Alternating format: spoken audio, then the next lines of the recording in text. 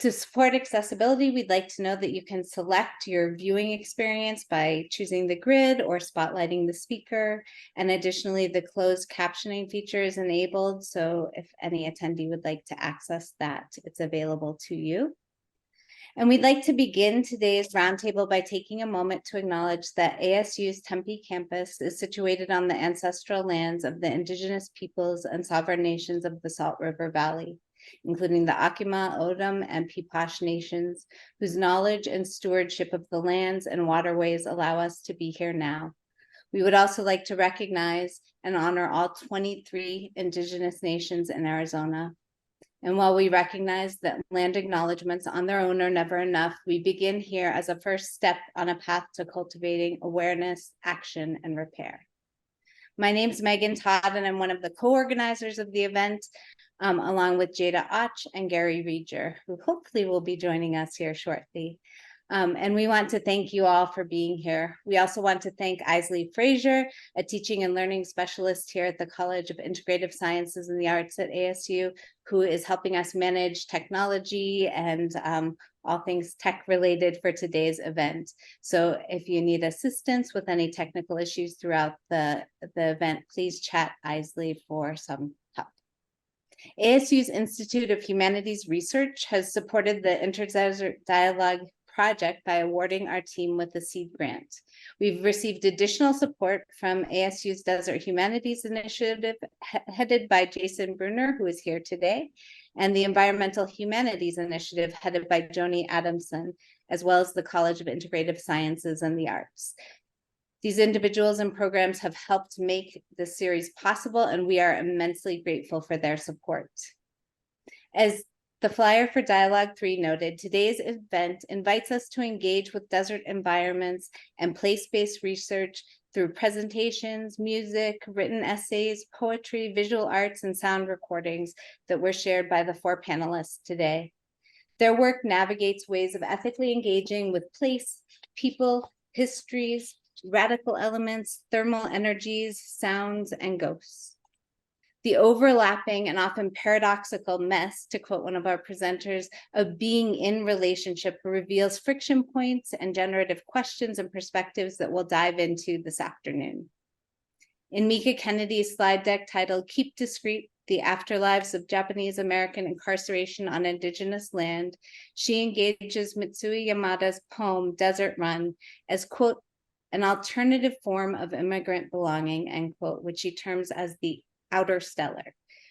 The outer stellar, as Kennedy describes, offers a counterformation, a quote, counterformation to settler colonial paradigms, end quote, and it is not so much an act of, quote, burying the past as it is reforming the way the bones lie, changing the relationship to the past and to the desert itself, end quote. In Julian Saporiti's No No Void project, he synergizes archival research and sound recordings sampled from various deserts and historical sites in his songs. And they prompt us to consider how individuals might find, quote, find themselves and a sense of community through the past, end quote. The sonic samples of place, including from immigrant detention centers near the US-Mexico border, run through the landscape of his music, presencing the people and places often absented in their own storytelling. As Saporiti stated in the documentary made about his work, quote, history is a mess that doesn't make sense, but songs are such a wonderful way to deal with it. You can sit with the mess and sing through the mess, and that can allow you to shine a light on what's happening today. Shifting our gaze to desert futures, Delisa Myles' performance work seeks to enact an apocalyptic love story. In her project, Saurian Memory, set in the, quote, not too improbable future, Myles' dancing myth introduces us to the Saurian woman, quote, a guardian of waters, a protector of portals between earthy and spiritual realms, end quote. In the performance piece, we see her rising from ice deep in the earth to reckoning with the new world in which she finds herself. The sonic and embodied performances provoke questions about extinction, the threatening here-ness of climate change, and the environmental ethics we engage in our work. And finally, Kevin McHugh's essay, Thermal Sensations, Burning the Flesh of the World, co-written with Jennifer Kitson, explores the creative and ethical implications of earth writing by allowing their bodies and desires to be guided by this I5 infrared camera. McHugh and Kitson carried a device with them through various locations throughout the Sonoran Desert to see what kinds of thermal energies the camera might uncover.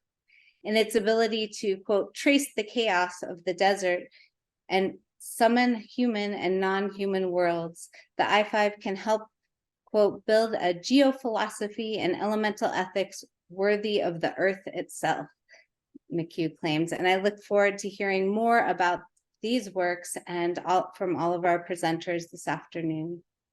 As we hold all of these desert artifacts and ethical attunements in mind, we are thrilled to introduce our 4 presenters. Together, these individuals represent a range of disciplines, creative approaches, and experiences that inform ways that they conceptualize and reckon with desert ethics. There's a palpable and overlapping of juxtapositions that run through these artifacts and an ability to hold tensions of both and. Presence and absence, grief and joy, destruction, creation, oppression, and perhaps liberation. Their work shows us how desert environments exist simultaneously as rich archives and energetic artists. Far from barren, unproductive wastelands, deserts allow us a glimpse into seeing our futures. And so with that, Jada is going to introduce each of the presenters and provide a little bit of their bio. Their rest of their bios, the full bio, can be found in the folder that was shared earlier. Great, thank you, Megan. And I also wanted to note before reading the introductions that Sarah Salmai Habib couldn't be here today due to a scheduling conflict, but her desert artifact is located in the shared folder. And I definitely recommend reading it. And her contact information is at the bottom of that document if anybody is interested in reaching out to her. But definitely check it out. And we're sorry that she couldn't be here today. So I'll start with Mika Kennedy. Mika is an assistant professor of Asian American Studies at the Center for the Study of Culture, Race, and Ethnicity at Ithaca College, where she teaches courses that focus on Asian American and Pacific Islander histories, activisms, and cultural productions. Her current book project examines narratives of Japanese American incarceration and the ways these narratives are in conversation with the questions about the environment, the seductions of the frontier, and Indigenous sovereignty.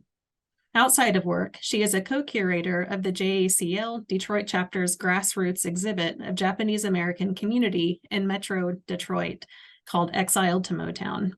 She also works within the Suru for Solidarity campaigns against child and family migrant detention and for Black reparations. Julian Saporiti is a musician and researcher.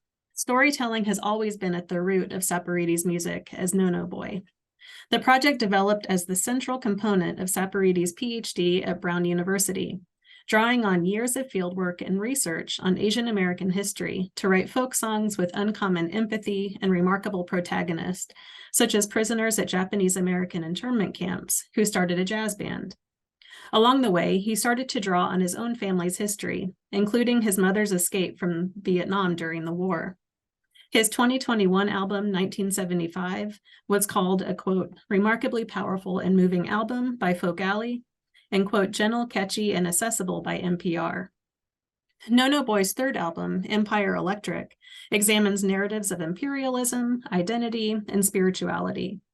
It tells stories rooted in years of research and relationship building, made vibrant and profound through a rich congregation of instrumental, environmental, and electronically manipulated sounds from Asia and America. Delisa Myles is a choreographer, performer, and mixed media artist who has traversed the spirals of dance, healing, and art for the last 36 years. She developed the dance program at Prescott College and was a professor there for 22 years. Her work has been repeatedly funded by the Arizona Commission on the Arts and has revolved around these questions. What are the similarities between environmental degradation and the human aging process? What does it mean to become extinct, literally and metaphorically? Delisa and her husband are the stewards of Delicious Earth Farm, a 1-acre urban farm in Prescott, Arizona. Combining the processes of food growing, art making, and community building are guiding intentions at the farm.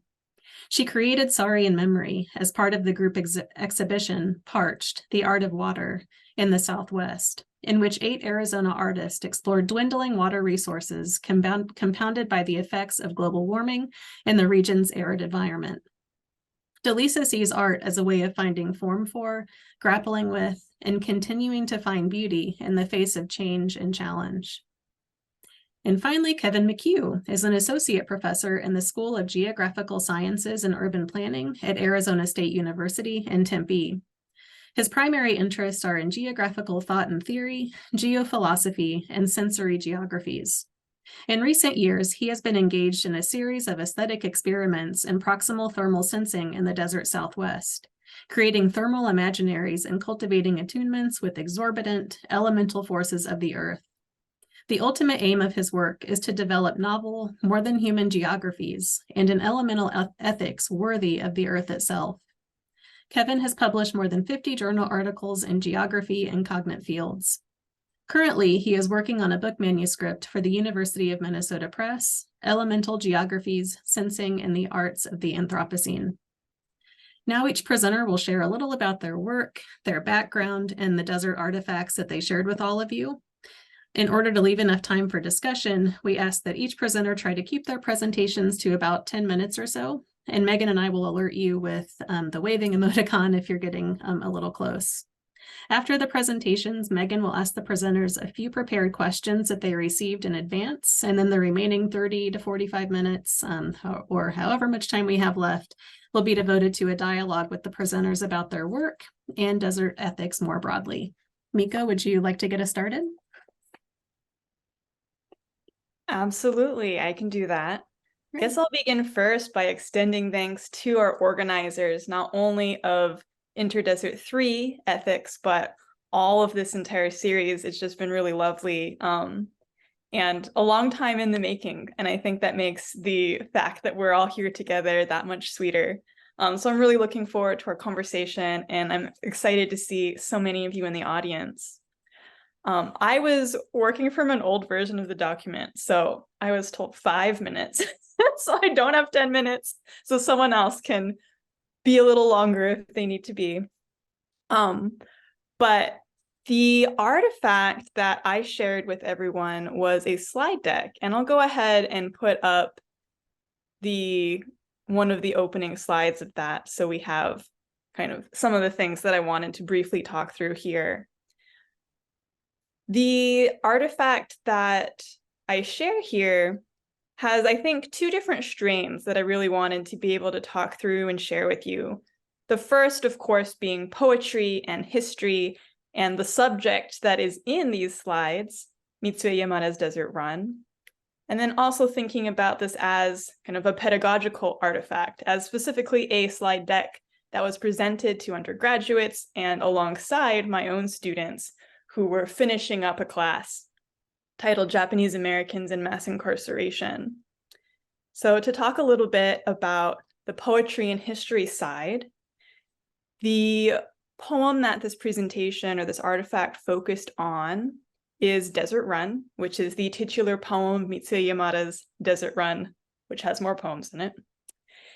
And I think it's a useful entry point because in this world we have of all these kind of images of the desert being barren wastelands, as Megan mentioned in our introduction, we have here a desert that it would be really easy to characterize as being kind of a dark place, a nefarious place, perhaps even, as a place of a deeply painful carceral experience. And it has been narrativized as in that way many, many times. But I think there's a lot of value in kind of disaggregating those feelings, right? It not being, the desert itself not being a carceral space, even though it was the location in which this thing was happening and intimately tied to an experience of that place. And I think that's really where the speaker of this poem begins as well, where she's kind of initiating this return to a desert where she had been incarcerated and thinking through a lot of the images that she remembers associating with her time there. She says that she had died there and she's here to retrieve the bones. She says that she saw a bunch of sunsets and felt nothing. And that seems at first to play into the barren wasteland vision of a desert, only to slowly work through the actualities of these different forms of relation that were happening there, whether it be the speaker and the United States government, whether it be the speaker and the desert, the speaker and kind of unspoken life that she did encounter and did not encounter in her initial forays in the desert. Maybe foray is not the best word there. Her incarceration in the desert. And ultimately, the speaker resists the desert as being kind of inherently a carceral space and begins thinking through some of the stakes in making that distinction.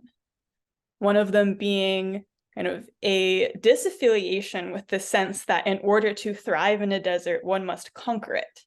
In order to kind of emerge victorious from the experience of being forcibly removed and incarcerated, oftentimes the reaction is, oh, we must conquer this experience. We must farm this land and make it fecund and bountiful. And the speaker thinks, okay, but what if that's not the way out of this experience? What if that's not the way out of this pain? And begins kind of, I think, moving towards a relationship that is finding instead kinship with the desert life, the desert night animals, and understanding herself as kind of an invasive species who, quote, was brought there as part of someone else's plans, and really thinking about not only her disempowerment as someone who was imprisoned, but also the quote unquote power that was being offered to her as a tool of a settler colonial state, as someone who could become a part of that state and have that be a narrative of victory, and instead choosing otherwise, thinking about other options, an outer stellar option, to use Yamada's own term. And if we move into thinking about the pedagogical element of that, I think the question that I guess I posed myself here was, what does it mean to teach a class on Japanese American incarceration where so much of that discussion is kind of centered on this reanimation of the vision of the desert and this reintroduction of the space of incarceration as also being indigenous land. And for my students who would have zero background knowledge in Asian American studies or Japanese American incarceration or any of that, what does it mean to learn this story with these things front and center, as opposed to being kind of an afterthought or an appendix or an additional kind of retrieval of information after you've learned a different version of this story?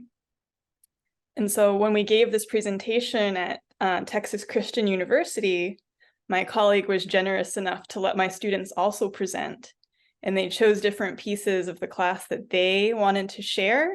And it ended up being those elements that they found central, that this new group of students who was learning about Japanese American incarceration for the first time as well, the things that they most wanted to share were these connections about thinking about the desert, or these connections to indigenous land, these connections to kind of the carceral state broadly writ.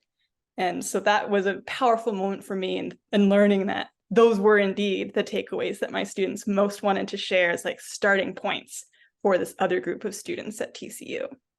So thank you. And I'll go ahead and pass it back to Jada to introduce the next person, because I can't remember the order. Julian, if you'd like to go next. My pleasure. So nice to see everyone. Thanks for having me, and thanks for, again, like Mika said, the long time organizing this and all the diligent emails back and forth. So my name's Julian. I currently live in Oregon, Portland, so very non-desert. But my sort of dalliance with academia was about 10 years. Did a master's at University of Wyoming, where I lived in Laramie, which is often referred to as high desert, but more of a high plains. But spent a lot of time in the red desert next door, and in the state. And then a lot of the work I've done since has been in the high plains areas of like eastern Colorado, and then in the actual deserts of southwest Texas. And a lot of what I looked at, echoing what Mika was saying, being in Wyoming, was the remnants of this concentration camp, Heart Mountain, that was up there. I would take these climbing trips around the state on the weekends, because there's not too much to do population-wise, human population-wise anyways, in Wyoming. So I take these climbing trips around the state when I was a master's student, and I'd stop in these historical spaces that were kind of off the map. And I was from Nashville, Tennessee, so even though I was half Asian, I'm half Vietnamese, I didn't really have a lot of background in any kind of Asian American studies the way a lot of my colleagues from the West Coast or New York seem to have had growing up. And so it was a lot of discovery in places like Rock Springs, which is in this red desert, which is where in the late 1800s there was one of the worst Chinese massacres in the history of the country. And then directly north of that, the remnants of that concentration camp, Heart Mountain. So Wyoming has this very rich history, dark but rich history of Asian American experience. And as Jada referred to in my introduction, I've been a musician. That's really my main job. Academia was just something I fell backwards into somehow. And I always interpreted my work through my songwriting. And so I always looked at, as a sort of historian, I've always looked for the musicians to find some kind of kinship and relatability through history, because presidents or generals never really worked for me, but what people danced to or sang or partied to, that was always something that I found relatable and what I wanted to relate. So at this camp in Wyoming, just outside Yellowstone, I saw this little picture of a jazz band called the Georgie Gawa Orchestra. And I just had to know everything I could. How could a swing band, 16-piece big band, horns and all this kind of stuff, form behind barbed wire, right? And also, how does that throw off this kind of black and white iconography that if you do learn about Japanese American incarceration, or Japanese internment as it's more colloquially known, how does that jive with that this joy making, that people can strip away 98% of your agency but still use that 2% to invigorate yourself and the youngsters around you? So I had to learn everything I could, and that just set me down this whole rabbit hole of Asian American history, which, as Jada said earlier, kind of led into even more difficult discussions about the very bloody history that my family comes through from Vietnam and Southeast Asia. And so that all got turned into music. I somehow found my way to Brown in Providence, Rhode Island, to do a PhD sort of between ethnomusicology and American cultural studies. And when my advisor, this guy named Bob Lee, said, "You got to write a dissertation," he said, "Why don't you just turn these songs that you've been writing into your dissertation?" So that's what I did, and somehow that was gotten a hold of by the Smithsonian Folkways record label people. And yeah, I've been putting out records based on these mostly very sad, depressing Asian American stories ever since. But it's been a really wonderful way, especially as an educator, to reach a lot more people than our normal dissertation or academic writing would do. Now, how does it fare for the job market? That's not even something I can consider at this point, but until they take vinyl records as book publications. But I do think that it's been really beneficial. For instance, that story I told about that swing band that formed, that has become, one of the more popular songs, where I know that hundreds of thousands of people now know that story because that's what a song can do. And so that's where I'm coming to you from.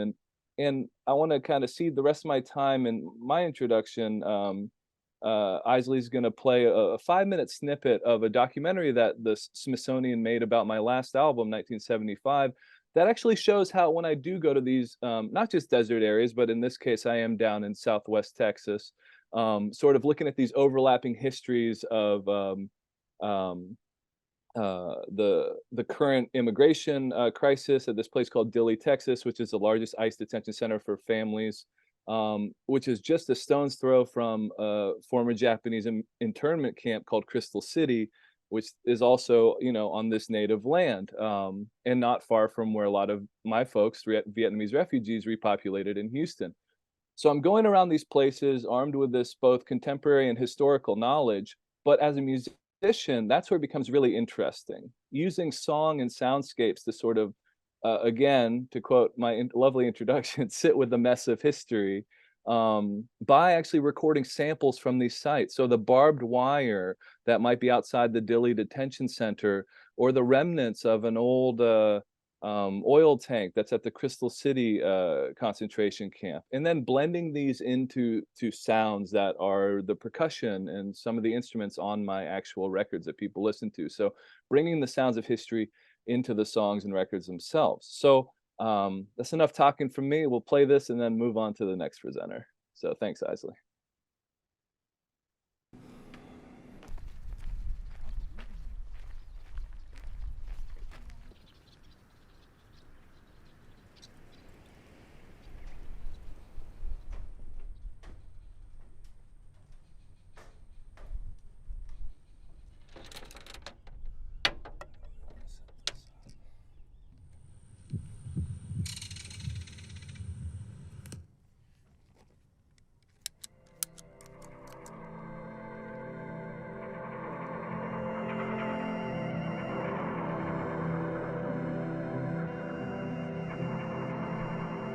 We examine the past often through what we can see, what was seen, and rarely just do you sit with the historical passage of the sound of that place. And so actually bringing the sounds of these places that are still there, although sometimes in ruined forms, there was something of bringing those ghosts along, including their places on this album that was important to me. History is a mess that doesn't make sense, and that's kind of where I leave it. But that's why songs are such a wonderful way to deal with it, because you can just sit with the mess, and you can sing through the mess. And maybe by doing that and reflecting, you shine some kind of light on what's happening today, when it does repeat itself, when those echoes become resonant.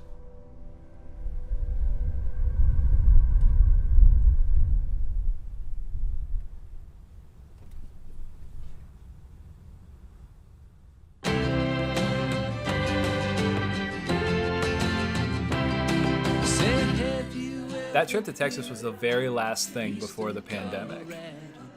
And it was the end of 3 years of this kind of research and touring and spilling my guts and my ghost. And I was just crazy tired, picking myself back up in a lot of ways. But I'm glad we did it, because I wanted people to see what your vote can actually mean. There are some days it might be best not to remember. The no-no's headed right kid. There's this place in Mache, which has all these ghosts, some devastating stories where all these incarcerees were put during World War II. But then 45 minutes away is this place called the Sand Creek Massacre Site, which was one of the worst, cavalry killing Indian atrocities in the history of the United States. And so I thought about the Sand Creek, and I thought about the Arkansas River, which runs along the Amache camp, and the confluence of those waters, connecting histories bound not by blood, but by bloodshed, which is something someone much smarter than me came up with. Hold me, love, and tell me lies.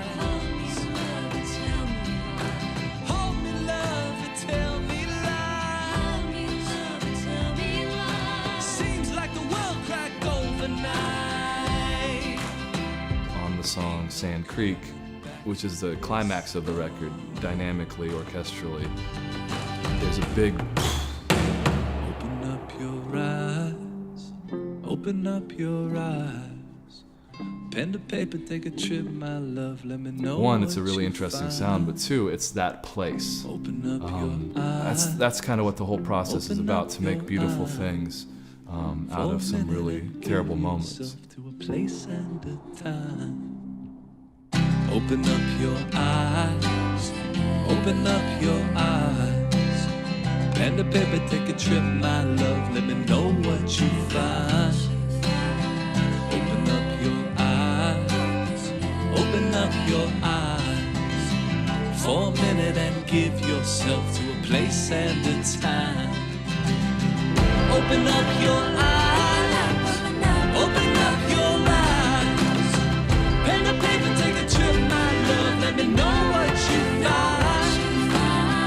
Open up your eyes. Open up your eyes. I mean, like I said, this is a school project that just got out of control. Most importantly, and where it'll go is the aspect of service. There is a grave in eastern Colorado. There is a day marked Christmas Day, 1944, and not even a name. Matsuda baby, M-A-T-S-U-D-A.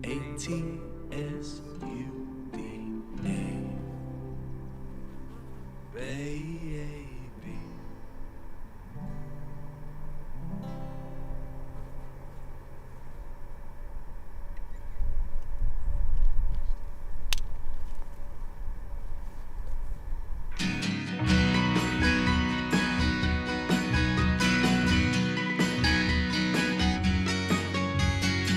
The flyer read, musicians needed. So young Yoni grabbed the silver mouthpiece, tracked down a kid who brought a trumpet to Pomona. Leone headed on a free 2-year lease. Joy Teraoka, Nate Takashida went to the tryout, she was only 16, with some girlfriends to cheer her on. Their club was called the Rawdells. Mom said, if you keep up with school, Joy, you can sing.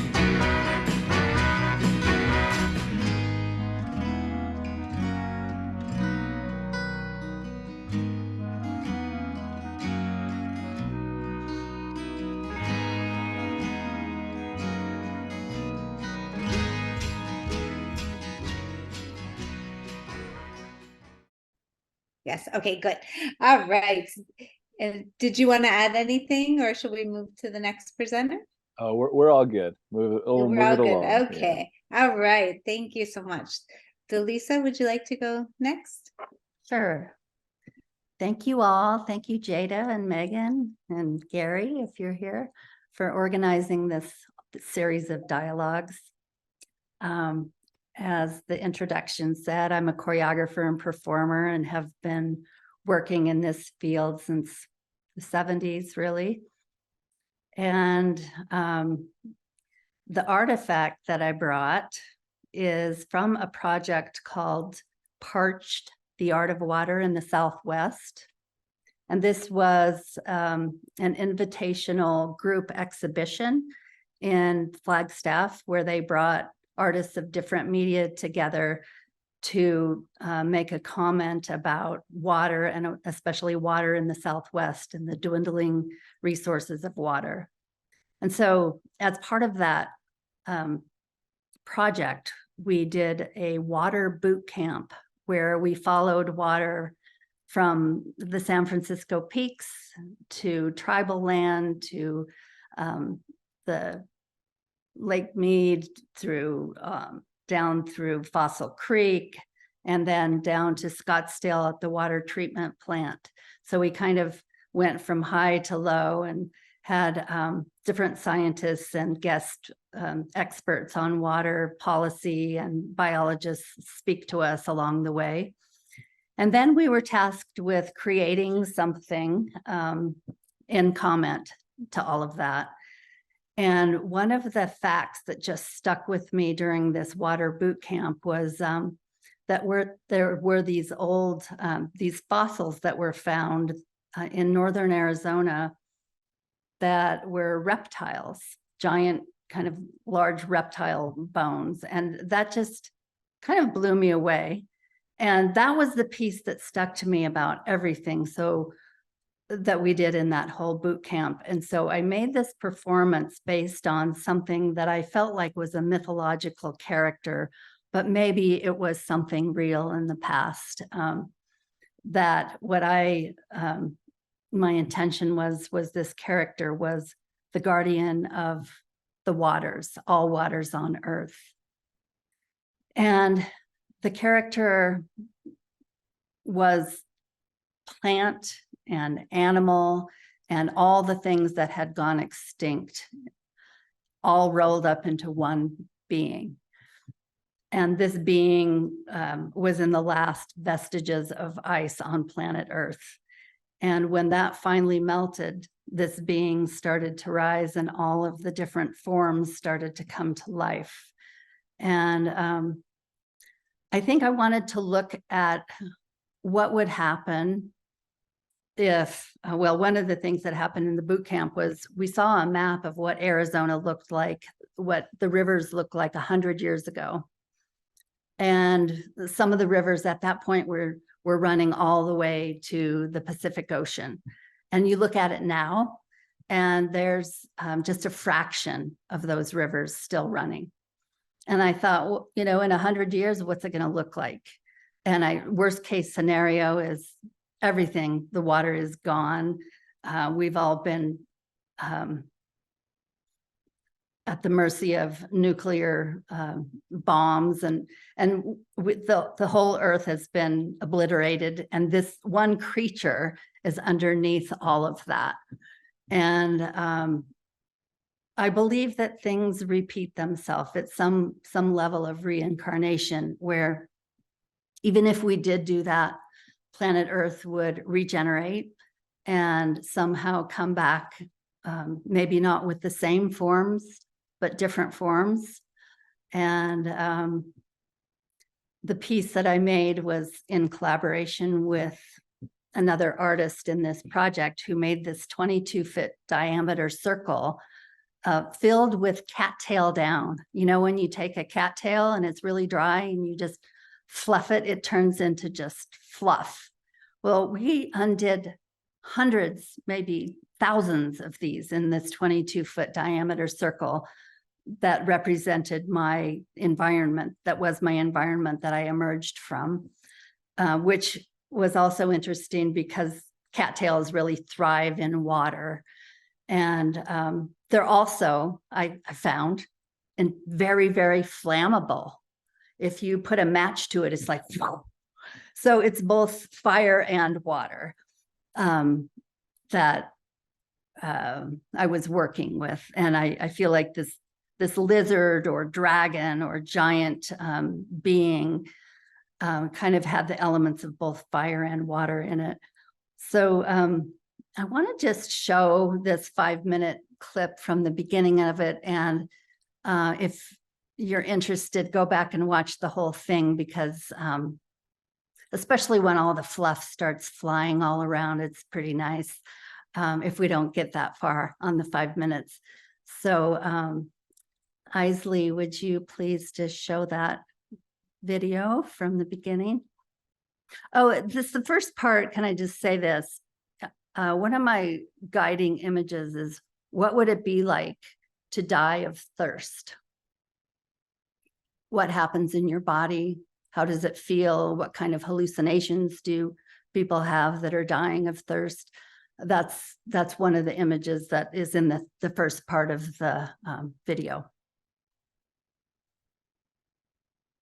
Not that.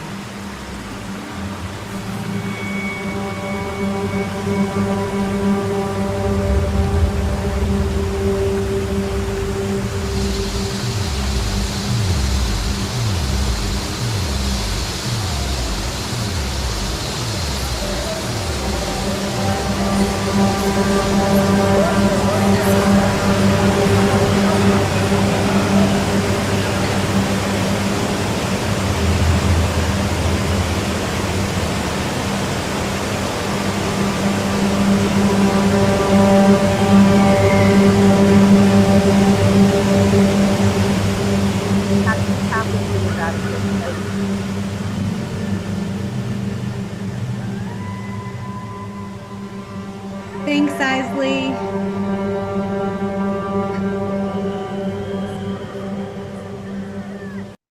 Thanks, Isley. Thank you so much for sharing your work, Delisa. What an auditory experience. And then, all right, Kevin, would you like to jump in and share some of your work? Yes, thanks, Megan, and thanks, Jada, for organizing this.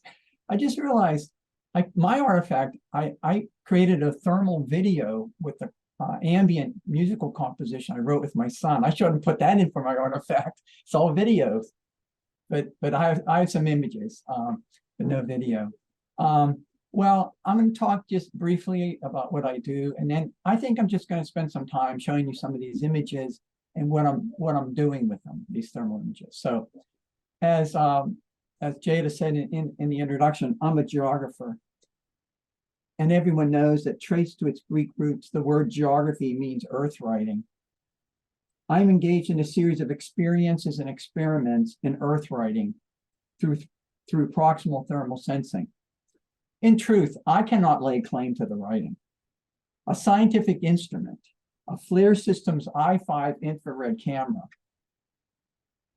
writes the earth, or more exactly, paints the earth. And I think what I should do is bring up share my slideshow.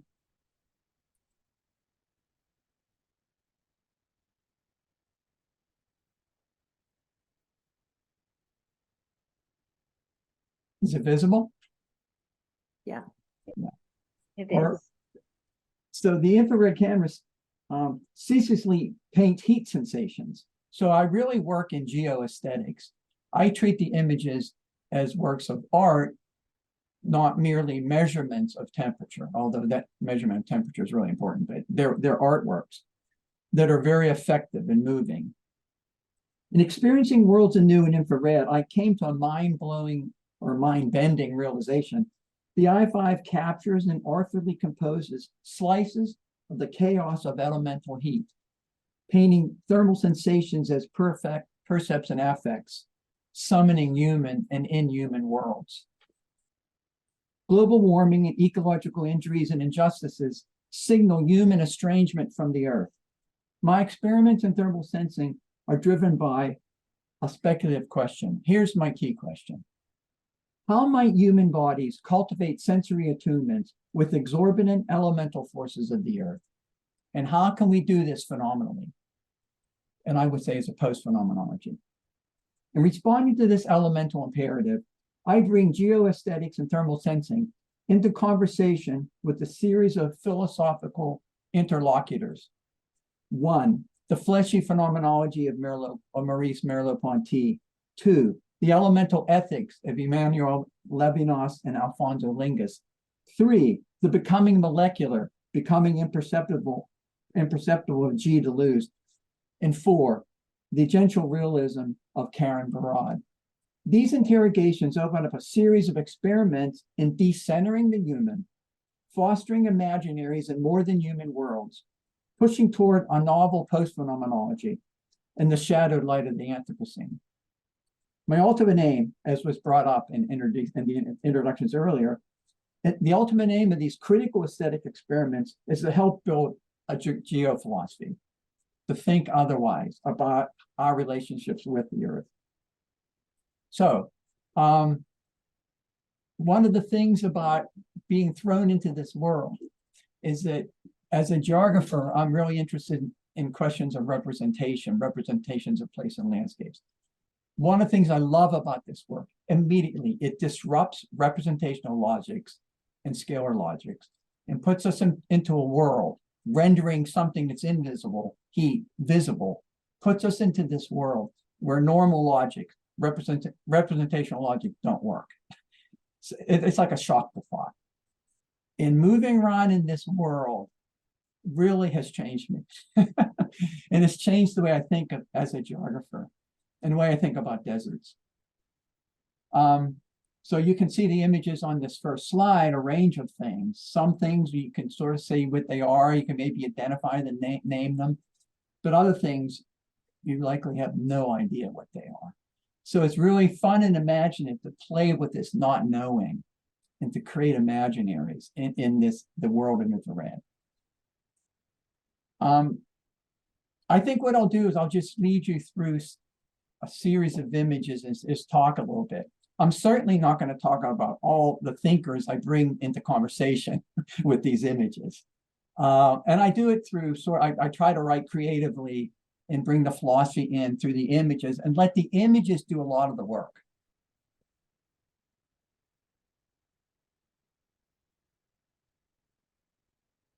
The first time I went out with the camera, it was a windy night in September. There was an outwash flow from a big monsoon storm east of Phoenix, and there was a high wind. The temperature plummeted from 105 to 70. I went out with Jen Kitson, and it was magic. We immediately developed this imaginary of the War of the Worlds. But our instrument, rather than shooting a beam of heat, detected heat. So we developed this imaginary around the War of the Worlds. I draw in literature and film too when I do this work. But so this we called sort of Stranger Things. We were having moving through the environment, seeing it in a different way. And of course, this is where we bring up Merleau-Ponty, the idea we felt looked at by things. There was reversibility perception. We were just another two bodies moving amidst other bodies. Human bodies, heat, just like all other bodies. It was a flattening of the human in this landscape of heat. Thermal bodies moving amidst thermal bodies. Skeletal bodies, but it's a dry heat. It's a little bit of monstrous bodies.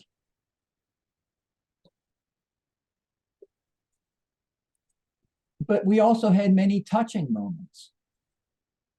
Touching moments when species meet. Homage to Donna Haraway, of course, when species meet. The arm extended from Jen to Max the dog. Where does one end and the other begin in infrared? The whole notion of speciesism starts to break down. Or my fingers on the back of a rubber plant. But maybe to talk about desert, the most impactful experiences I've had in thermal sensing have been in the Arizona Sonora borderlands. I've spent time there with Scott Warren, working with No More Deaths and delivering migrant water to aid stations in the desert. And I take the camera with me.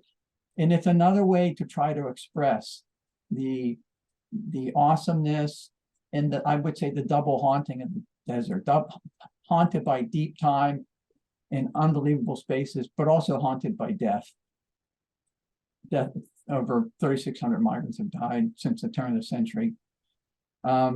So this is an image of Scott Warren delivering water to an aid station along Pipeline Road. And as many of you probably know, Scott was arrested by the Border Patrol and charged with 3 felony counts for harboring undocumented migrants in Ajo, Arizona, where he lives.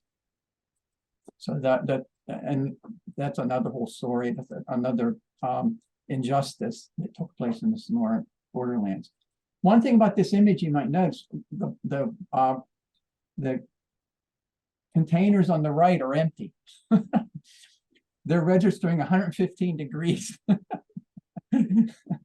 The gallons of water on the left are not empty, and they're registering 87 degrees. So pick up the old bottle, still a new one. This is a Border Patrol rescue tower on Pipeline Road. We embedded some infrared images on some of the equipment on the rescue beacon. These are also very haunting. At night, they blink on and off, so you can see them from a distance. On the bottom, there's a little red button. They said, if you need help, push the red button. Help will arrive in 3 languages: English, Spanish, and Tana. And I try to express the spectral of the Arizona Sonora Desert through images. So these I would call specters haunting the Sonoran desert borderlands. When we were there one time, we had a GPS and we were looking for locations where bodies had been recovered. Of course, the sites are often cleaned completely. There's nothing left. So between the camera and the GPS unit, we were living in it was more like waves and radiation, something from a Don DeLillo book. This is the language of waves and radiation, or how the dead speak to the living. Very haunting. Injustices don't end at the Sonoran borderlands. Undocumented migrants come to Phoenix and they're subject to harassment and so forth. And then in Phoenix, I got involved in doing a project related to homeless bodies and homelessness in the desert, and depicting through images the homeless, through infrared images, the homeless and their encampments. But my latest experiment, I worked on a project that I called Becoming Elemental, a Thermal Imaginary, where I became molecular and I became imperceptible in the generative potential of planetary heat. So this is a thought experiment in decentering the human, as if it's not only our world. So people say, yeah, you can't disappear. Yes, I can. When you're out with the camera, you are nothing more than another heated body. So this is sort of my rendition of showing the dissolution of the egotistical self through the potential of heat. The ascetic dissolution of the subject. And then to rethink our relation with environs by realizing that we're moving through the inhuman, the non-human. At the end of this project, I have a whole section where I develop elemental ethics based upon readings of Levinas and Lingus and working with the infrared images. And I use this cosmic body as a calling of a summons I call from the outside. And there's this wonderful quote from Michael Taussig that just cries out to this image. This image in Michael Taussig's quote had to come together. Heat is a force like color that sets aside the understanding in place of something less conscious and more overflowing, radiance instead of line, immanence instead of the famous bird's eye view. As our planet heats up and the tropics and deserts spread, is it not possible that not only a new human body, but a new type of bodily consciousness will be created? A consciousness that reattaches the body to the cosmos. That is, a body that's attuned to elemental intensities and forces of the earth. So these are just simply my attempts to wed ideas and thoughts with these images to try to think anew our place on this planet, and this specifically in the deserts of the Southwest, and how we can reattune ourselves to these intensities and forces and recognize the more than human geographies and worlds in which we move and live in.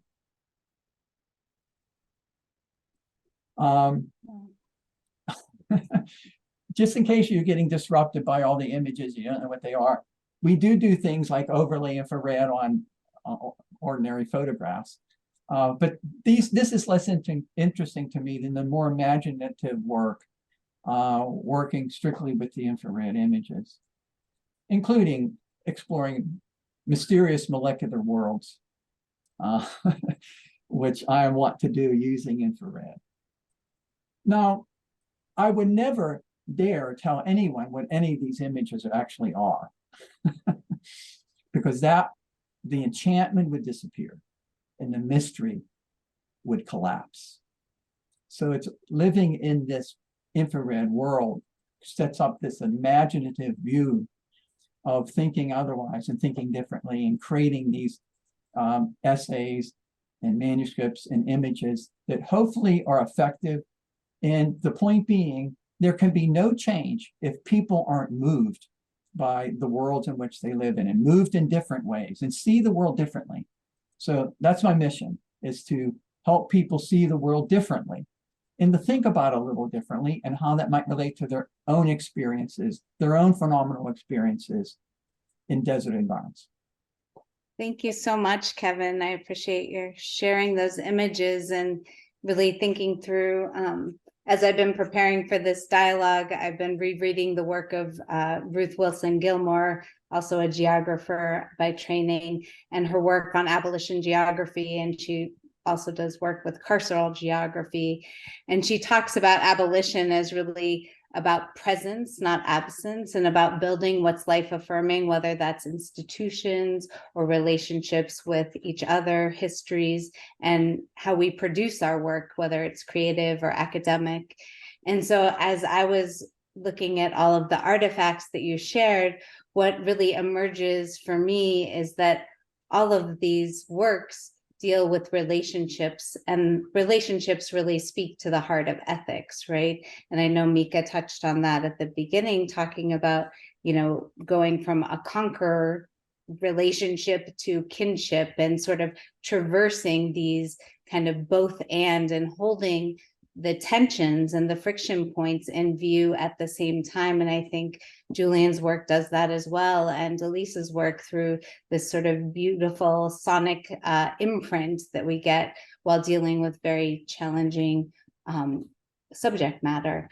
So I'd like to pose a question from the list of common questions that were shared with the panelists from before. All of you have shared a desert artifact that reflects your particular approaches to seeing and engaging with desert environments based on your discipline, culture, profession, training, or community's understanding. And even though these desert works are all distinct, I was hoping that you can share some of the ways that you see the desert artifacts speaking to each other, and if something that another panelist has shared has helped create a different insight or vision into deserts for you.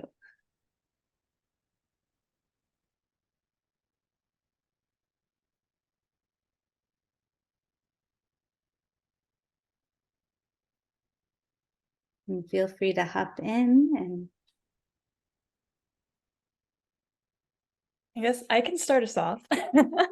So when I was reading Kevin's article, Artifact, I was really taken by the discussion around kind of heat as a flow and the ways that that kind of muddies the boundaries between what is a body, what is air, what is a plant, what is a dog, and being able to see those things as having changing heat signatures, but not as discrete bodies necessarily.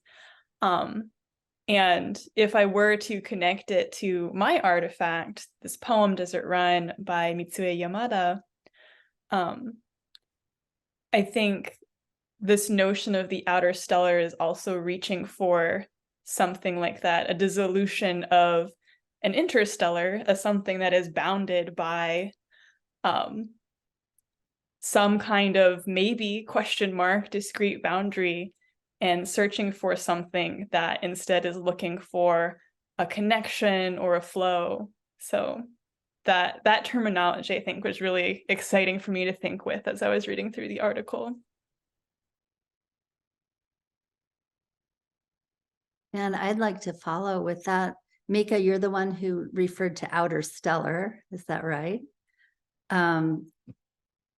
When I was reading your work, I really related it to the kind of cosmic space that I was creating as well, that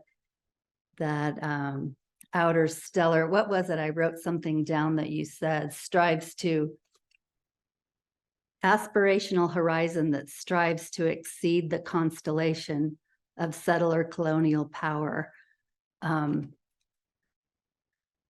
There was something in that reminded me of the piece that I did, and I just felt a connection there with you.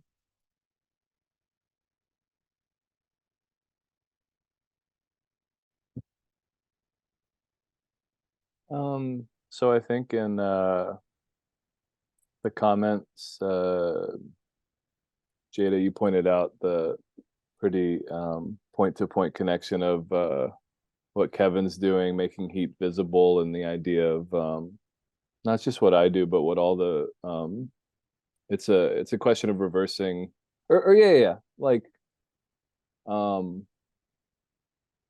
training our consciousness to see something deeper when you, especially, desert's a good space for that, looking at what is by definition like kind of nominally a barren landscape.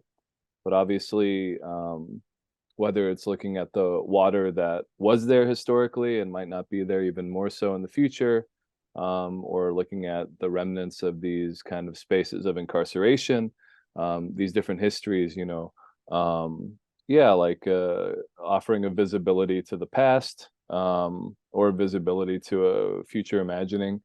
I think that Kevin's work does a really nice job of that. And I really, it's funny because a lot of the work for me personally, like I said, my PhD is in American Studies, Cultural Studies, but I haven't really engaged in a lot of the kind of traditional coursework, specifically looking at race and identity as much uh, anymore because of a Buddhist practice that I picked up like 5 years ago, or cultivated, which is very much in line with everything Kevin's saying. And the idea of like, where does, in that wonderful visual, the dog's hand end and your hand begin, and these kinds of things of yeah, dissolution. My ideas of like kind of all the concepts I studied as a recent graduate student, the last decade of my life, have unfortunately become like not tenable to me anymore because of this religious or spiritual practice, really. And that's also like dictated where my work has gone as a historian. So like a lot of the newer work that I've done, song that we just put out, is looking at reflecting on Buddhist practice of former Japanese incarcerees who moved to Eastern Oregon, and the temple that they built, all these little onion farmers in rural Oregon, and then going out there with some of my friends who had been in the camp in Wyoming and going to their farms and practicing with them in their Buddhist temple. And it reminds me of, I remember this thing that didn't make much sense to me because in sort of my field, especially during the era that I was a graduate student, the Trump era and stuff like that, it was just so ratcheted up and so, like identity forward and politicized and deeply moralistic and puritanical to a certain regard, in our philosophies and ideologies, just very us first them and very hard lines drawn, at least at Brown. I remember talking to someone who had been, I think, in this camp called Topaz in Utah during World War II. This lady named Chibi. I was in San Francisco, and a friend of mine's daughter, actually the woman who sang in that jazz band in the camp I sing about, her daughter took me to an Oban festival in J-Town in San Francisco. And I was talking to this lady who was wearing a San Francisco Giants hat, getting some food in the temple. And she told me about her time in camp, and I asked if she had been to any dances and stuff like that. And then afterwards she said, that's the first time I ever talked about it. I said, oh, really? Why is that? And I just assumed because of, all the trauma that she had been through, like she just kind of pushed it down and pushed it aside. And I think I said as much, and she said, no, I'm a Buddhist, so we let that stuff go. And I couldn't reconcile that in my politicized state. I was like, oh, this is a false consciousness. Obviously, this is like race-based, state-sponsored violence, trauma that you're pushing down. And then the last few years, it's made a lot more sense to me, the possibility that you could move past an incident like that if you actually do Buddhism right. So a lot of, even my schooling has completely become not very useful to me anymore because of my Buddhist practice. And I see a lot of that in Kevin's images personally.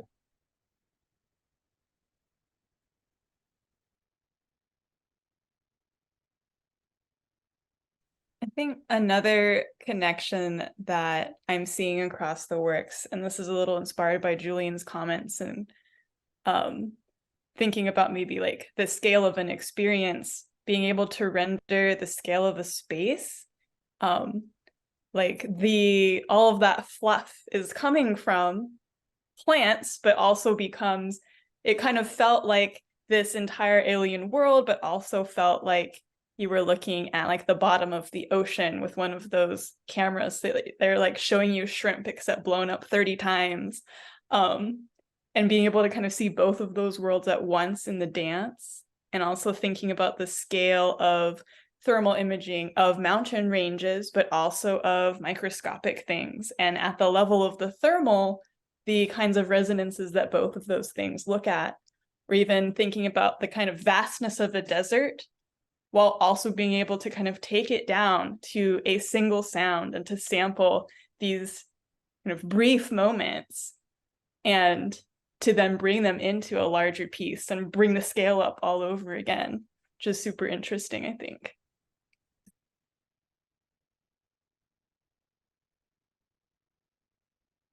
And I'm curious about that scale and that interplay between like both the sonic mapping, if you will, and like thermal mapping, and how that relates to both relationship and ethics, like in terms of how you approach. So I'm wondering if you can talk about that in terms of what role a sort of personal ethics takes in your own work, in terms of your practice, in terms of your research and what you produce, whether it's images or music or performance art or presentations with students. I can say something about that, about scale and this discussion around scale. And one of the things I'm interested in, and it's coming up here today, is the near and the far, the modulation of scale. And that's in phenomenology that, especially in film phenomenology, filmmakers are really good at drawing you closer and then repelling you away. So you go from the visible sight, ocular, to the more haptic, where sight becomes touch. But this idea of scale and moving closer and moving away, when you're in environments where that happens, it's really exciting. And I saw that in some of the presentations today, that when the far becomes near and the near becomes far, I've had some great experiences with that, with the infrared, and including a few times at the Very Large Array, the National Astronomical Observatory in New Mexico. That place, it just screams the near and the far, from the grasses at your feet to the cosmos where the satellites are pointing. So in one fell swoop, they're all embraced in one place. It's kind of dizzying. But that came up in, I think, all the presentations. The other thing about the presentations that really struck me was the import of sound, and how sound is not near enough studied. I know sonic geographies are being studied now, but the addition of sound added so much to two of the presentations that it really made them impactful. It really moved the film.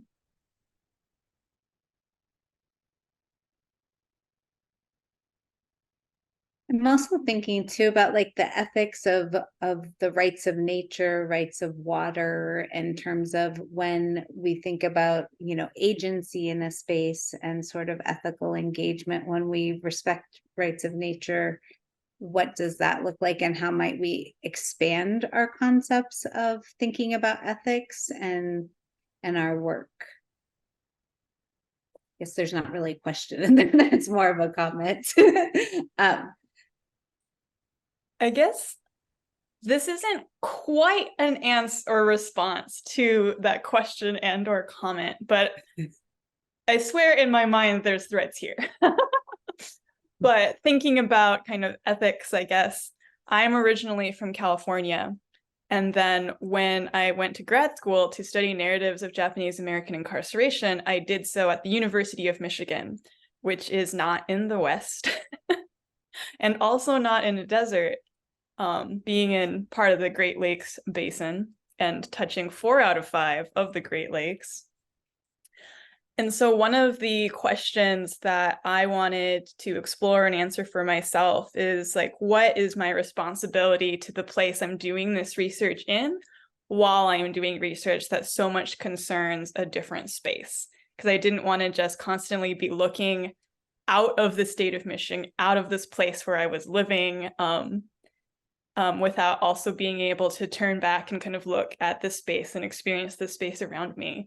And for me, it led to becoming involved with the Japanese American community in Metro Detroit in the Midwest, and also in thinking about then what connected that community to not only what a lot of its history is coming out of the incarceration and incarceration in the West, but also to kind of these contemporary fights. Julian pointed them out in the video that we watched in terms of these kind of resonances between contemporary US migrant detention centers and former sites of Japanese American incarceration or DOJ imprisonment camps, and being able to kind of understand these desert spaces within my research and these Great Lakes spaces within my lived experience of academia as being connected through that history and through the fact that they are border states. And so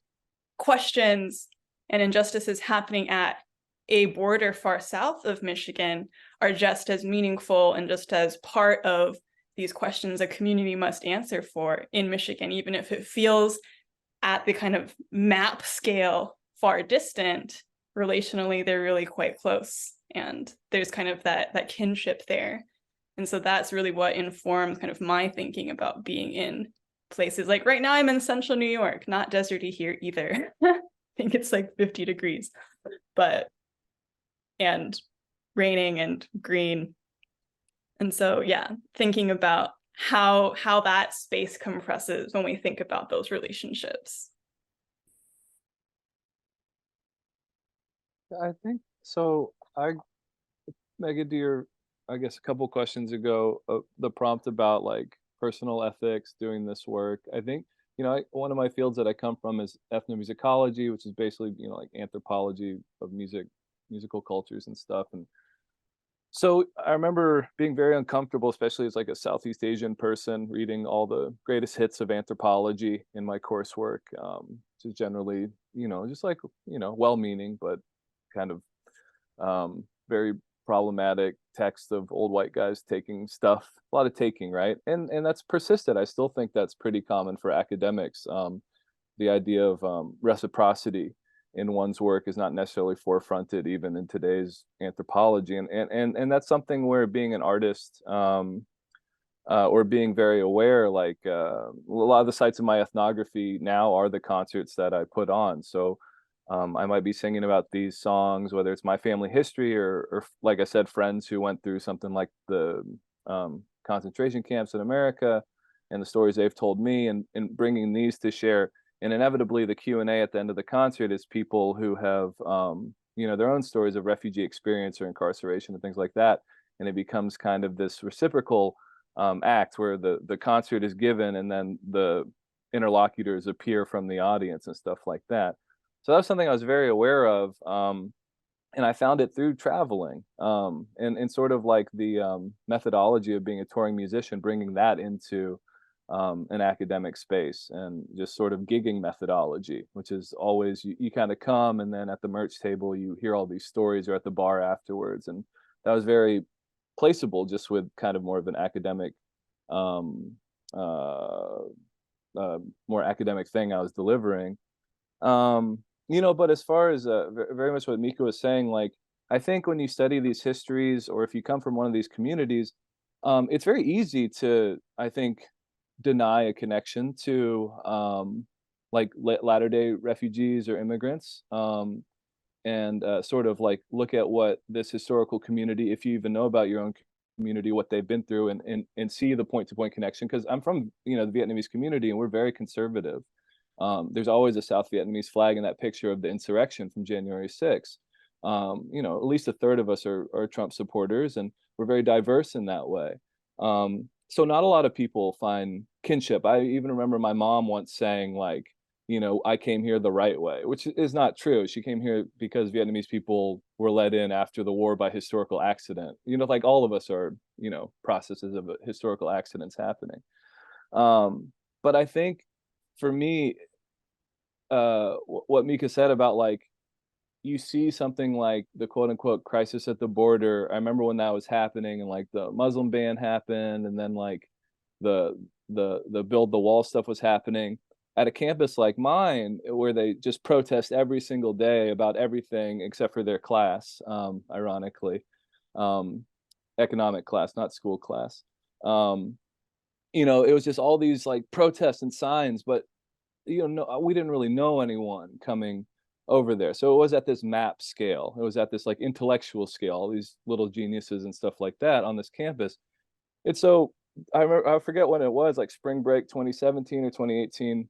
Me and a couple other buddies decided to spend the spring break down at Nuevo Laredo and looking at these overlapping histories. And we met this refugee named Anahi, who told us her story. She had like just been kidnapped by cartels and then like had to pay a huge ransom to a coyote to bring her over the border, picked up by ICE detention centers, watching people when she was like imprisoned in a basement be like raped and murdered and stuff like that. And hearing the story, and we kept up with her.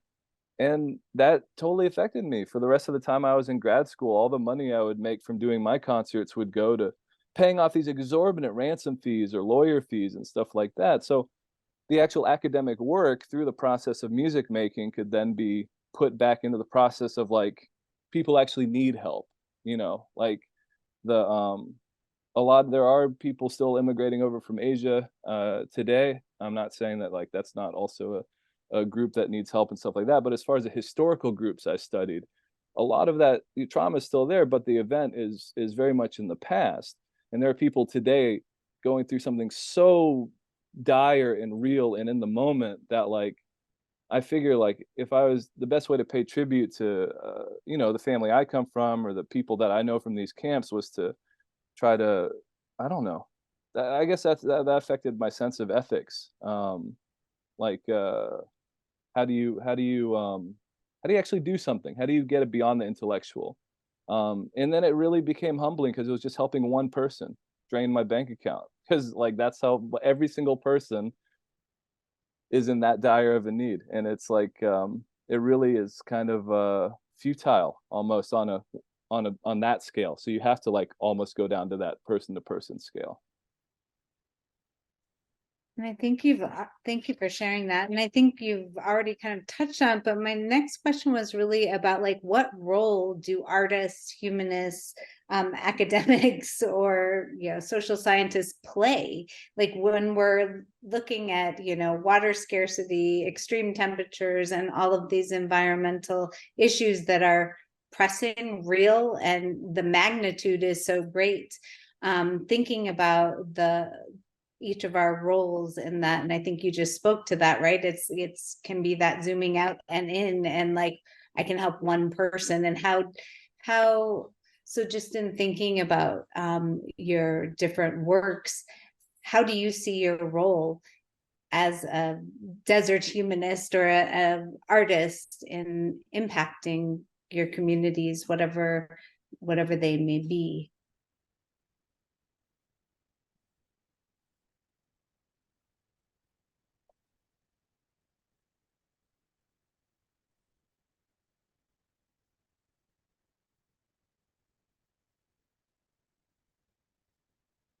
Well, I can answer that in terms of, I'm probably more these days a farmer than a practicing artist. I'm not teaching art anymore. I'm more in the earth.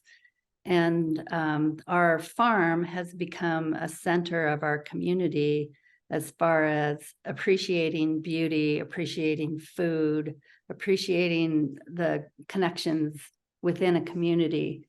And I feel like just providing your community with a hub, a place to gather, a place to learn, a place to grieve. All of those things that's what I feel is most important in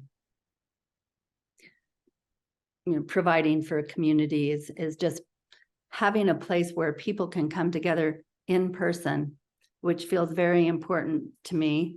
The virtual world does not take the place of gathering. It's great that it happens, but it feels like it's very important to be connected to a land, to the soil, the growth process, the seasons, all of it. And that connects when that's happening somewhere, it draws people in and reminds them of what's real. Thank you so much for that. And thinking about desert futures a little bit, and we've talked about it in terms of the outer stellar a little bit, but I'm thinking about Ruth Wilson Gilmore's work again, and perhaps thinking about what desert futures can mean or could mean. And if I go to her work, she suggests, quote, "At the end of the day, freedom is a place. How do we find the place of freedom? Or more precisely, how do we make such a place over and over and over again? In order to foster new relations, develop new configurations of care and justice making that demand, rehearse, and manifest the world we want." And so I just, after sitting with the desert artifacts in this conversation, thinking about what does a desert futures look like, or what can it look like? And maybe if you have any thoughts about that before or as we open up to the rest of the group for some dialogue.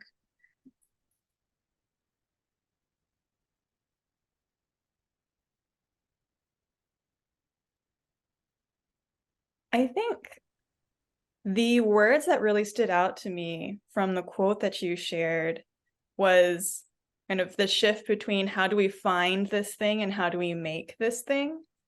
Is thinking specifically about my desert artifact and Japanese American incarceration, the notion of desert as carceral space, as wasteland, was made, right? It was rhetoricized in that way in order to inspire a kind of imprisoned labor population to be able to reclaim, to improve, to make bountiful a land that was otherwise unused. Lots of air quotes there.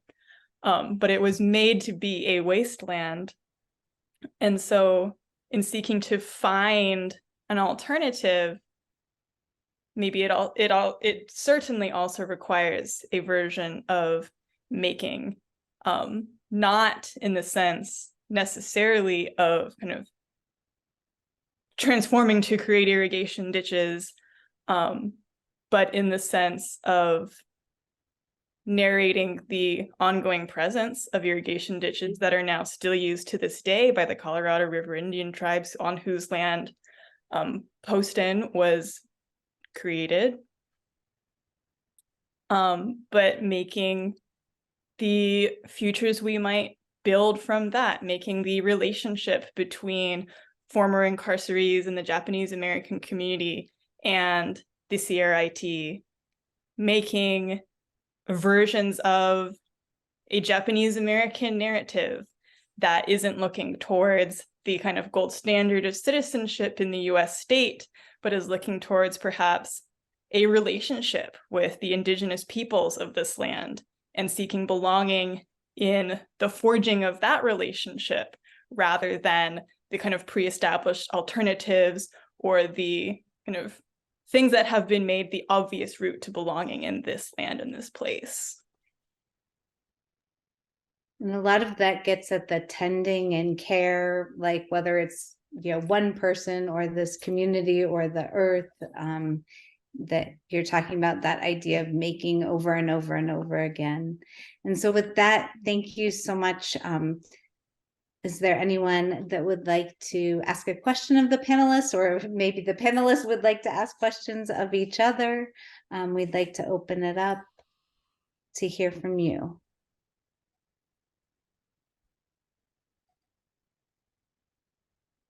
And you can just go ahead and unmute.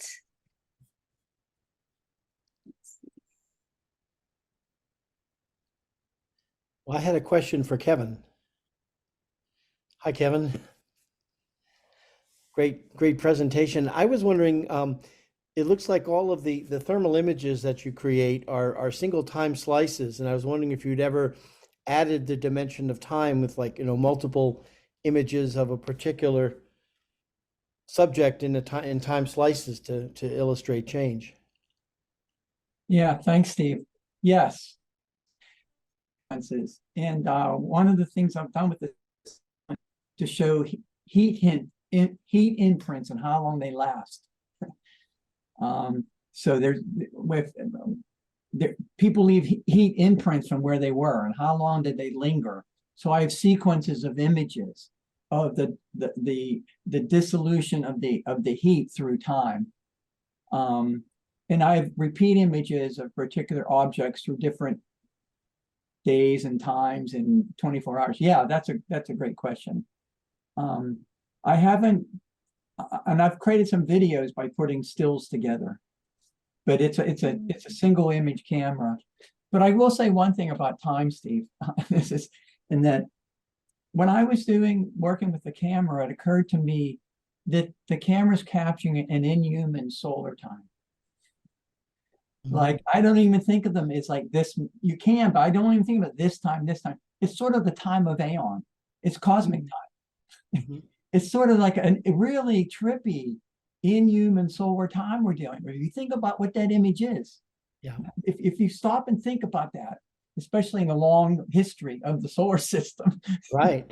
I'll stop here, but I'll just say, in one of the papers I wrote, I start talking about how they trouble human temporalities. They introduce all these non-human and inhuman temporalities that we can think about.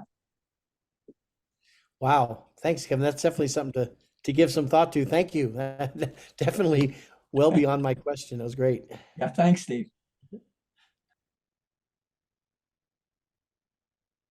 Yeah, Cindy. Cindy, I think you're muted. Hi. So what I'm about to say is connected to your question about what role do artists and all of you have in the ethics of your topic. And also just really what I'm speaking to is what role you have. So it's not so much answering that question, but it's answering the question of what impact does your work have us, on students, on people in the world living in these communities. And so a couple of thoughts. One is that one thing leads to another, and curiosity creates connections. So I'll give a very specific one because it relates to my study pursuits at ASU. So I'm in, Megan is the program director for the program that I'm in, and I took a class with Jada, and we viewed Julian's No Boys 1975 documentary, which is about Japanese incarceration and some parallels to what's happening at the Texas border, but then also, as you named it yourself, Julian, these sort of Trojan horses of these melodic folks, lullaby kind of songs that have lyrics that completely about the topics that he was covering. So that had a real impact on me. Then I took a podcast class and I interviewed a Japanese American man who's 92 years old, who was a boy. And so I interviewed him. And as we were finishing up, his daughter, Lynn, who's in here, came in and she said, do you know that I didn't know until I was a sophomore in college that both of my parents had been in these internment camps. So of course, my curiosity, what? And so I wanted to know more about that, but it also made the connection to me of, yeah, that was my history too, because my father came in 48. He went to community college, so no dorms, nobody would rent to him because of this residual anti-Japanese. And so a lot of the conversation I've had with Lynn is about the stories they didn't tell us, which is another aspect to it. And there are a number of reasons. So I'm sort of pursuing that because then really it's about two generations. And one of the things that I find really interesting, which speaks to sound, is that when people tell their own stories, you're hearing it firsthand from them. with their voice. And a lot of times you recognize at 90 something, they've been through that, it's now in the past. And all the reasons why they didn't speak about it, that somehow that 98% of losing your agency, of pushing rocks up the hill, and all of that, that the 2% that remains gives them joy in their voice, or contentment, or I'm happy with the way my life went, or something. So that's a sound that also has a lot of impact, because you think about the history and you think like, wow, you know, I could be a really angry person, but that letting go and the finding of grace, you hear that in the voice too. So anyway, all of that would not have happened if I was not in the the program, didn't take the course, didn't see the documentary, Julian's documentary. So I think that that's, I don't know if that's the role, but it's the impact that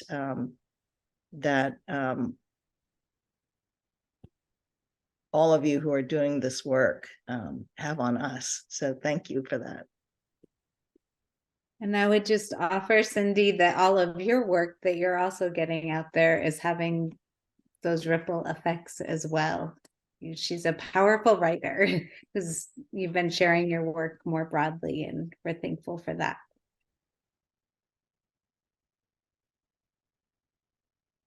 And Alec, it looks like you have your hand raised. You can just unmute.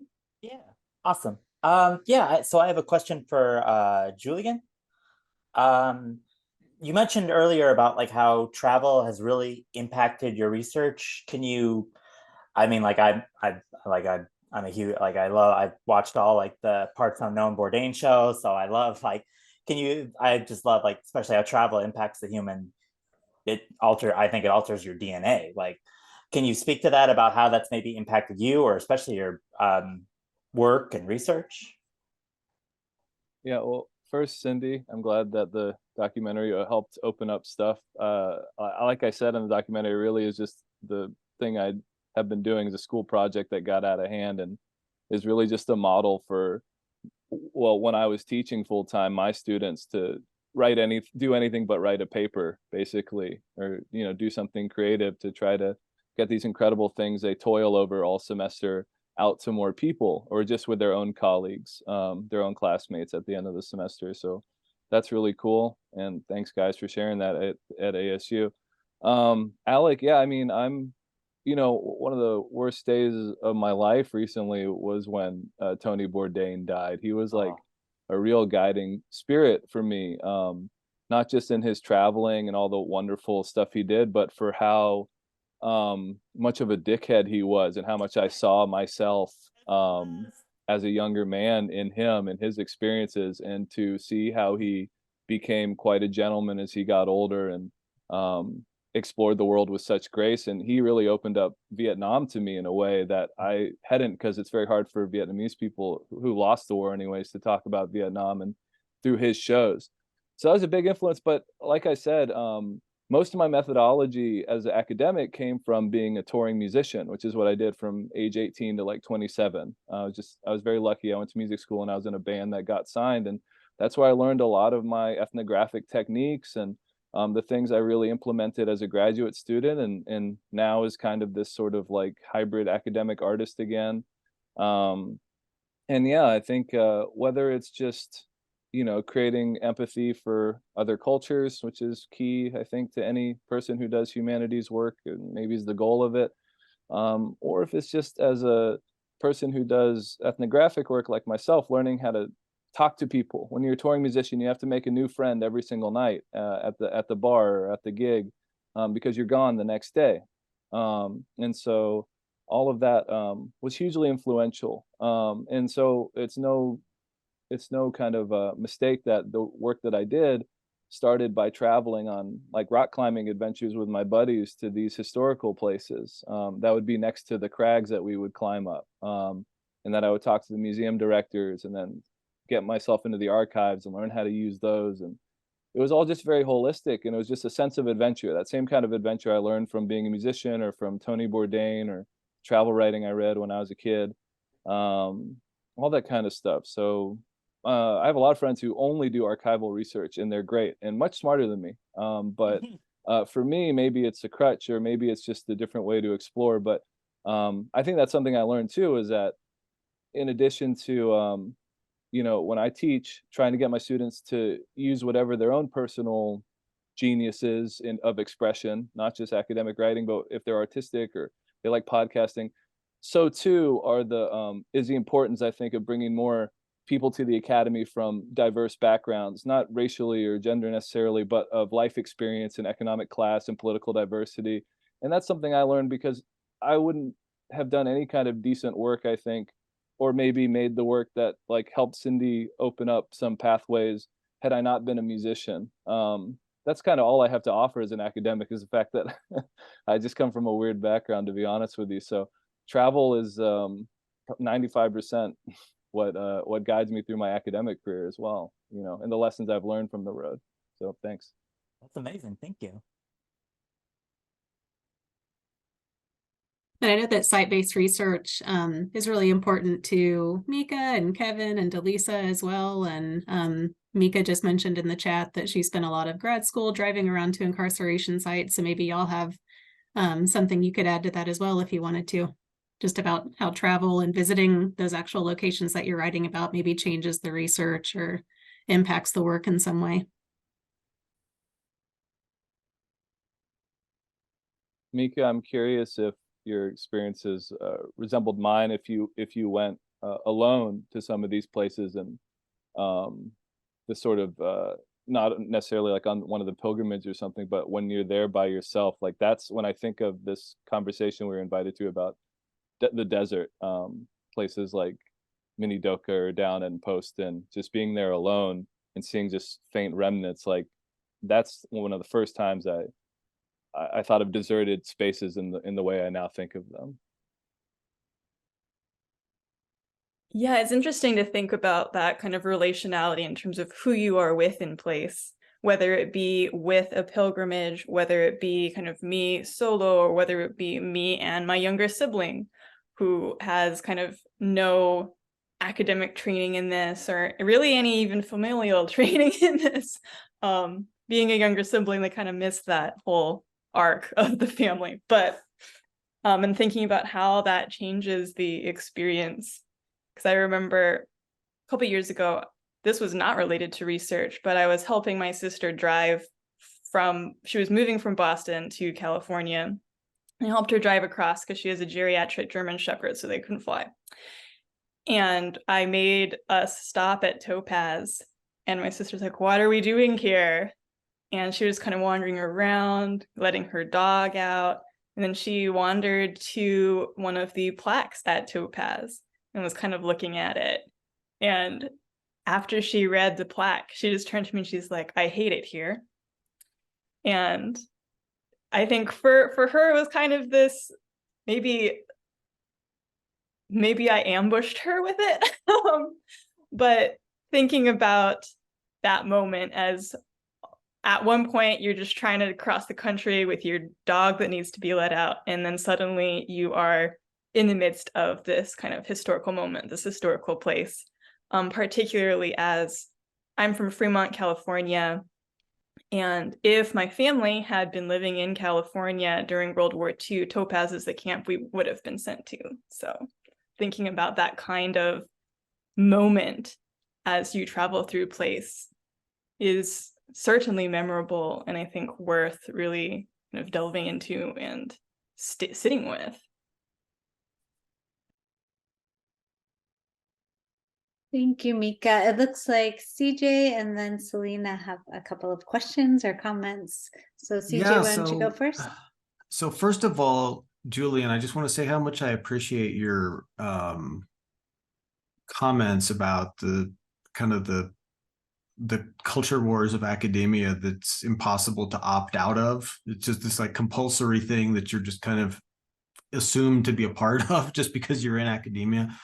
And so I appreciated those comments a lot as someone who has no alternative but academia. But and I also I thought that the anecdote you gave about the Buddhist self-effacement, or I don't know how you describe it, or kind of embrace of suffering, was really fascinating and resonated with me.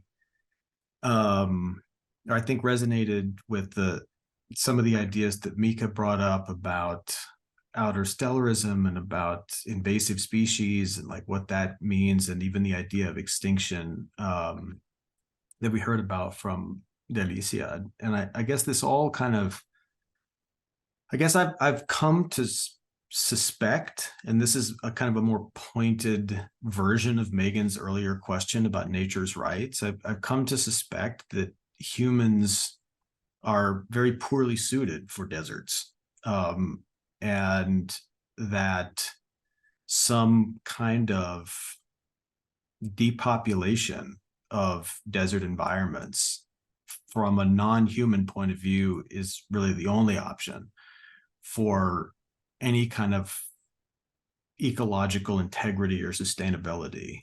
And so I'm just wondering, for all the presenters, what you think about that. Like, do you think that, to put it very bluntly, do you think humans like belong in deserts at all? I think we're so caught up in like belonging in a political sense and immigration and borders and these types of things. But ecologically, would that be too an extreme statement? What would be wrong with that idea in your minds, or if anything?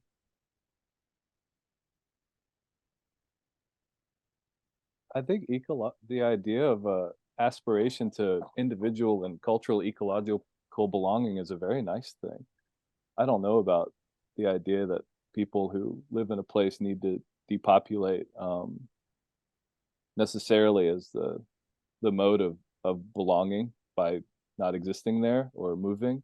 But I like the idea. I mean, that's a lot of, like I said, I can't really do the cultural studies work anymore, and a lot of the work I do now is working with ecology and taking the same methodology of turning academic research into songs and music, but working with plants and people instead of people, and working with scientist colleagues more than humanities folks. And so that's something I'm very concerned with, and it's a very Buddhist thing as well, the idea of ecological belonging, which is just sort of being more gentle. And so I like that.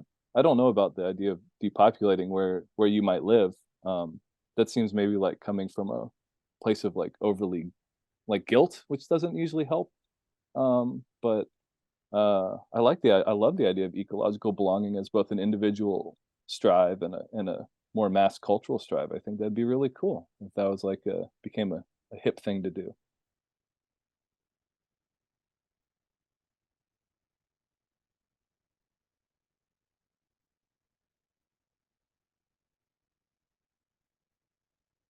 I guess it all rests on water. You know, we belong there as long as we can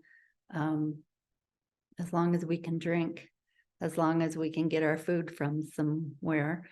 But maybe we're coming onto the edge where continuing to build houses in the desert, at some point, we're going to run out of water. So then we're not going to belong there anymore.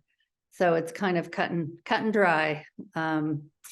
I mean, that's kind of where my question is coming from. And I'm speaking not from a political stance, but from a biological stance. And I think of the small mammals of the desert who don't need to drink free water at all and could just kind of roam out there pretty much anywhere. And we're so confined to watersheds. And those watersheds are so overbuilt just from a biological standpoint. Like that's kind of where... Yeah. Oh, I like where this is going very much. I hope other people jump in. I think it's very interesting. I mean, I think, yeah, but doesn't there seem to be like a really big gap? It's like because we're not, like part of our humanness is like kind of accentuating our biological needs with our minds or filling stuff in, and so like it's not just about like where the natural courses of rivers were, but it's also like how maybe like what we do with them. Obviously we've overexploited, but is there a way to like use science and advancements of that while also thinking about ecological belonging, so you can kind of both, maybe do both. I mean, obviously, yeah, depopulate golf courses where you live. I'm assuming you're down in the desert, but I mean, yeah, all that kind of stuff, like that stuff is atrocious for those environments for sure. But I don't know, I kind of like to think that I hear exactly what you're saying about the, like, biologically, just as organisms. But that's the weird thing about being human, is like, I mean, look at us, we're all in our computers having this intellectual discussion. We can't ignore the fact that, like, it's our minds that sort of like have to be considered as well, and what can those do positively while also striving for an ecological belonging, maybe, is kind of what I would think about. Thank you so much. And I think we have time for Selena's question before we wrap up, out of respect for everyone's time. Yeah, hey, hey everybody. It's nice to see so many familiar and unfamiliar faces. I feel like we're very much in land the plane territory right now. So I think I will skip ahead to maybe just a reflection, I think along the veins of what Cindy was saying earlier and the impacts that this research has. And from the discussions that are taking place and the engagements and the presentations, I just wanted to reflect that the impact that I think reverberates strongest with me is the abundant nature of deserts and desert places and their communities. And I know that it seems like everyone in this conversation is well aware of this kind of, I think, Mika, you were doing air quotes a lot, like the barren, the waste, the void. These are all things that I come up against as well. Oh, sorry. I'm really in land the plane territory. Sorry. Okay. So just in speaking towards abundance, and I really love the turn that the field is kind of taking towards abundance. I think in terms of Julian, you were talking about like overlapping. When I think about Kevin's thermal imagery, I'm thinking about simultaneity. So the simultaneity of different kinds of perception and affects and things. And so just the diversity, thank you for saying that, Mika. I'm like, I gotta wrap it up.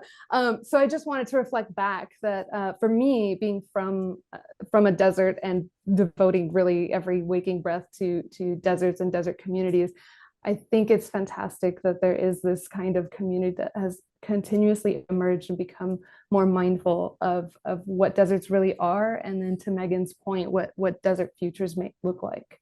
And so I think that in the work that we see here, there's violence, there's trauma, there's art, and there's joy, and there's so much hope in that for me, as somebody who intends to live in desert places for hopefully as long as I'm alive.